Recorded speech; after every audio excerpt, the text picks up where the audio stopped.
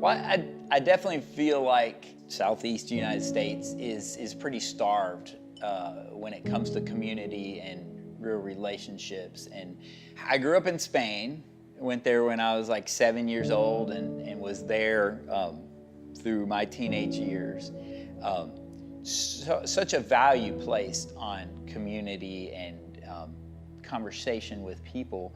And it always was centered around something you're enjoying together. And so I feel like that was huge in shaping kind of how I've approached tea. It all kind of started with these neighbors that would have their monthly chai party. And so I would watch them using this large pot on the stove. And I said, well, I can do this. And so I went to the Indian store and got some spices. A lot of just experimenting and trying to get something that I really liked and felt like this is my signature chai. And so during this time, we used to have a weekly poker game. And one night this guy came and he started talking about opening a restaurant. One of the things he mentioned was, we want to serve good tea. And at that point, everyone kind of pointed down the table at me and he said, will you be my tea guy? And so I was like, sure. After I left that night, I'm like freaking out. I hadn't made any teas besides the original black chai, the one that started the company. So over the next 7 months, while they're working on getting the restaurant up and running, I'm ordering samples, experimenting, and come up with the first 7 teas of Chad's Chai. The restaurant that opened was called Finnegan's Wake, and they were the first place to carry our teas.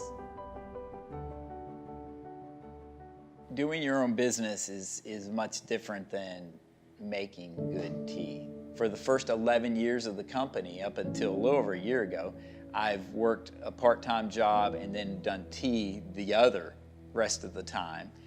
And at times I've just been like, this just it's too much, it's not worth it. So back probably 4 years ago, we were in a significant amount of coffee shops, probably around 45 or something. But I was just really feeling overwhelmed by the having to do everything, the promotion, the sales, the quality control, creating new teas.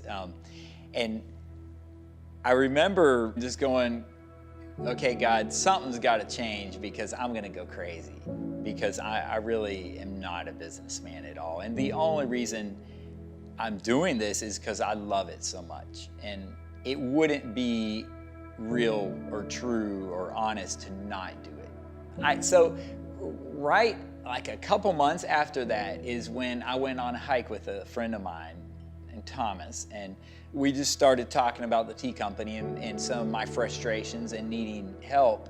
And he said, well, I'll try to do some sales for you. It was just so beautiful because his giftings were just so different than mine that he started to take a lot of the slack that I was just being overwhelmed by, which allowed me then to do what I was good at and should have been doing.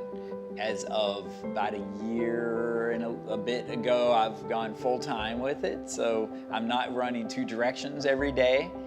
When it all comes down to it, Chad's Chai has always been about community, and I think always will be. We feel like the teas we create are so good that it becomes something worth sharing.